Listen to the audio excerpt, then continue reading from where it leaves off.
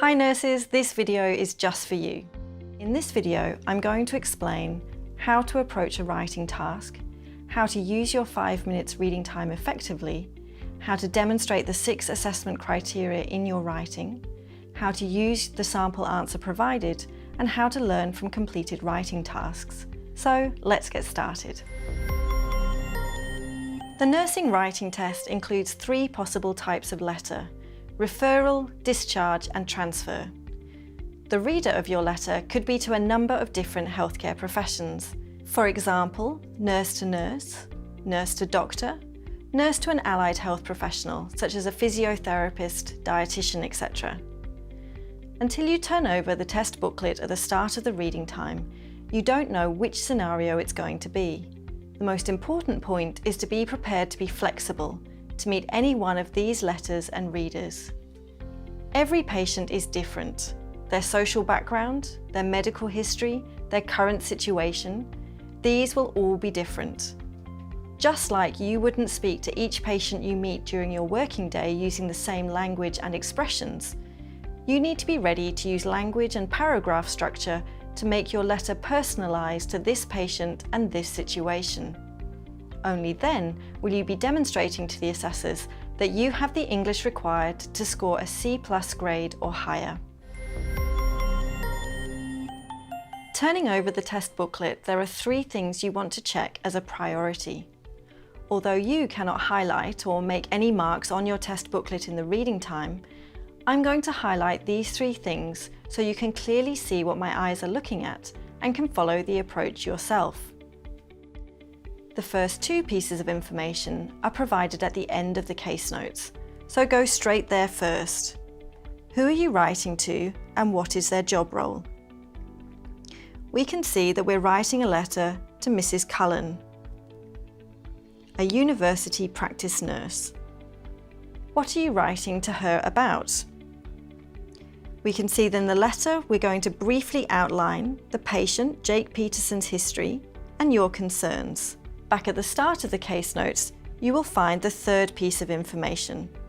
What is your role in the patient's care?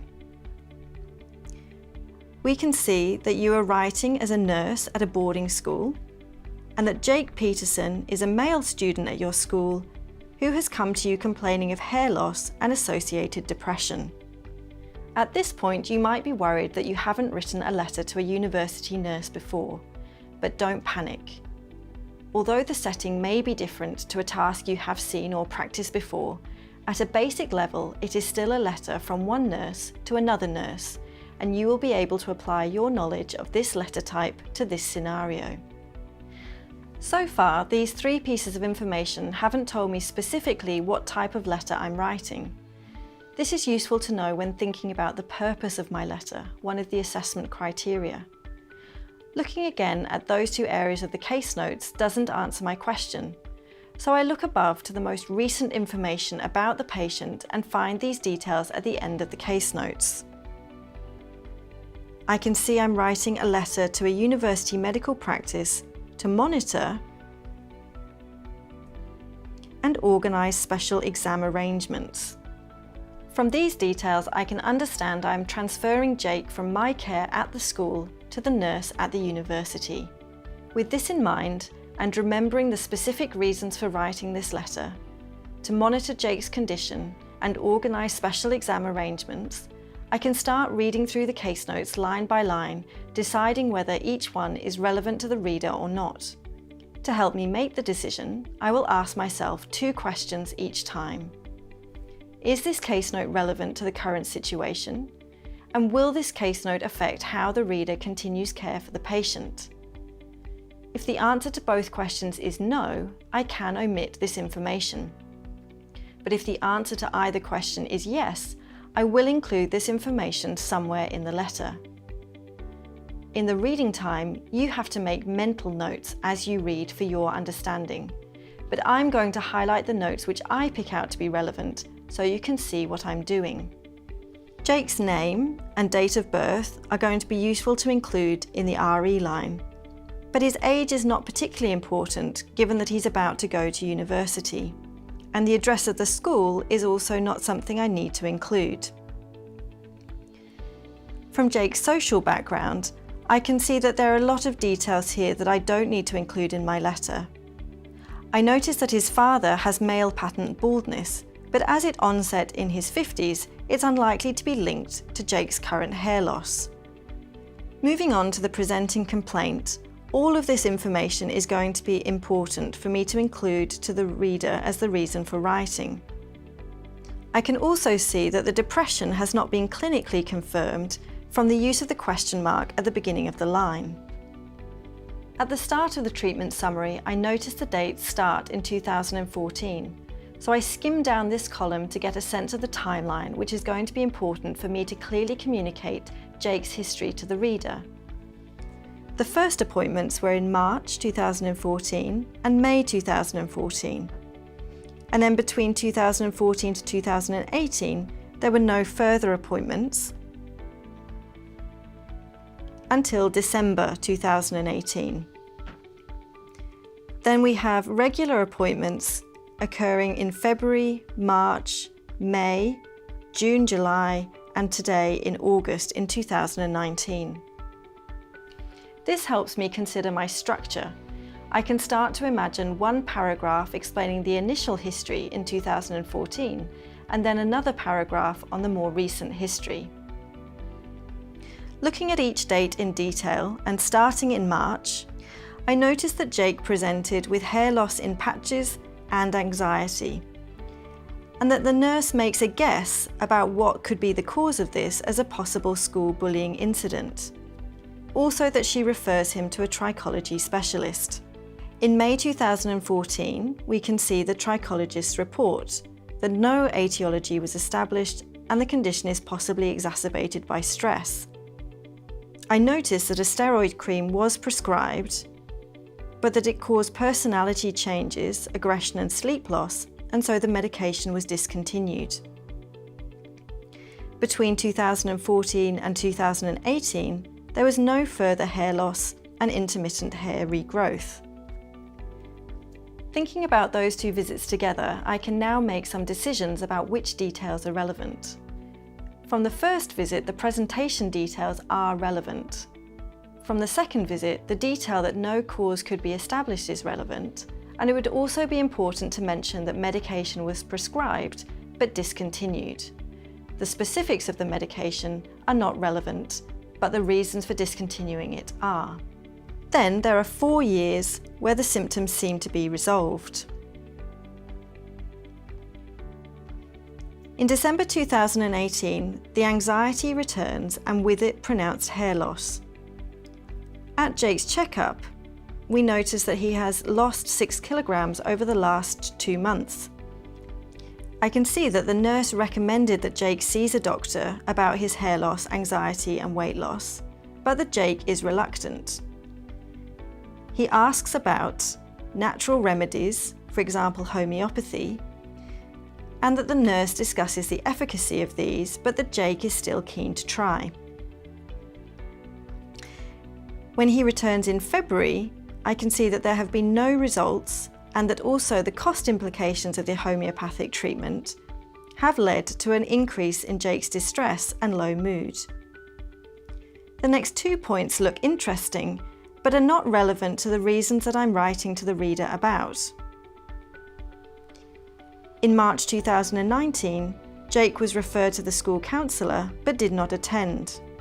And in May 2019, at the checkup, we see that he has increased alcohol consumption to at least 28 units per week. June and July is described as exam time, which causes Jake extreme anxiety and he needs to have a separate exam room. It's also mentioned that there is increased hair loss at this time. The final point from today's visit is that Jake is concerned about his transition to university and independent living. Having reached the end of the case notes and talking myself through the situation, I now feel I have a good understanding of Jake's history, but also how I'm going to structure my letter. If I still have time left out of the 5 minutes reading time, I would read through everything again carefully, reminding myself of the decisions I just made. Once the writing time starts, I would now underline those notes which I highlighted for you, so I have a clear record of the information I want to include in my letter. I would also turn to the blank page on the back of the answer booklet and make a very rough plan of my letter structure. In the introduction, I will explain Jake's transfer and his health conditions, the alopecia and possible depression.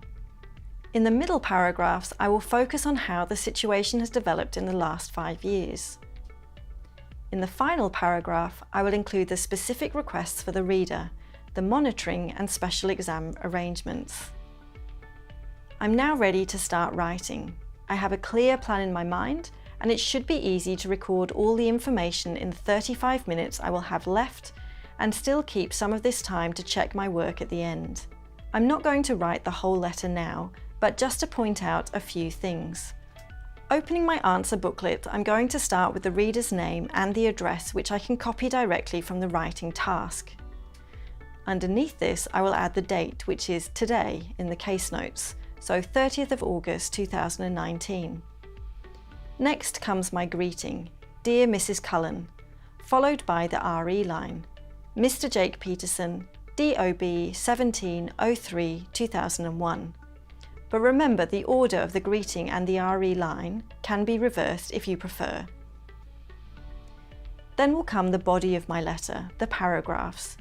The introduction, introducing the reason for writing, then the history paragraph, the current situation paragraph, and finally the request paragraph.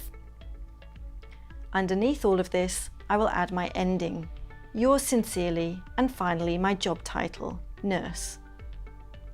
As you write the paragraphs, think about how you will summarise the information. The aim is not to write one case note per sentence. For example, the information about the initial history could be combined into 1 or 2 sentences. Once you have finished writing, use any time you have left to check your letter against the case notes you underlined to make sure you have included everything you identified was relevant. Read it as the university nurse. By the end of the letter, do you understand Jake's situation and what you need to do for him? If necessary, make edits to your letter if anything needs clarifying or adding. Now you have your completed letter, it's time to look at the sample answer. There are some important things to remember with sample letters for official OET tasks. They have been written and checked by both language experts and a nurse subject matter expert to make sure they are accurate medically and linguistically. That doesn't mean that they are perfect or seen as the only way to write a letter about these case notes. You might have used slightly different language or structure to your letter. Provided you have communicated the situation as per the task clearly to the reader, this will not be a problem. When reading the sample answer afterwards, notice the similarities and differences. If there are any differences, rather than seeing it as something that has to be corrected in your letter, think about why it is different. Why do you think the writer used this word or phrase? Is it more formal? Does it allow them to summarize some detail more effectively? Why do you think they structured their letter like this? Is there any difference in clarity between your version and their version? I want to finish off by giving you a few tips about how you can get the most out of this set of case notes after you've written the letter. Don't just discard this task and letter and move straight on to another task. Take time after each practice letter to learn from it and avoid making the same mistakes next time. Here are 5 things you can do to get the most value out of each practice task you complete. Assess your writing and the sample answer against the assessment criteria. The criteria are free to download from the OET website and contain both a description of the 6 criteria you are assessed on, as well as the evidence of what the assessors are looking for to be able to score you at the different levels. Take each criterion in turn, read the evidence statement for each level, and critically decide which statement is the best match for your writing. Type your letter into a document and check your language and grammar by using free tools such as Grammarly or the spell checker and grammar functions built into your word processing software. Notice the mistakes that are picked up and use them to create your own checklist of common errors to learn from. Rewrite your letter so you have a perfect copy to refer to as you revise. If you keep looking at your original letter with the mistakes in it, you are training your brain to remember the mistakes. Having a perfect copy to revise from will help improve the accuracy of your writing. Use the case notes as the basis for a speaking role play. Imagine you are having a conversation with Jake in December 2018 when he was interested in trying homeopathic treatment. Ask a friend or colleague to play Jake's role while you provide advice about his suggestion and try to persuade him to visit a doctor instead. Search the internet for podcasts on alopecia or medical journal articles covering recent developments in the treatment of the condition to practice your skills for the reading and listening parts of the test. Remember, with the right approach, the writing test is something everyone can do well. For more videos and test strategies, follow our social media channels on Facebook, YouTube and Instagram @official OET, and search the OET blog available on our website.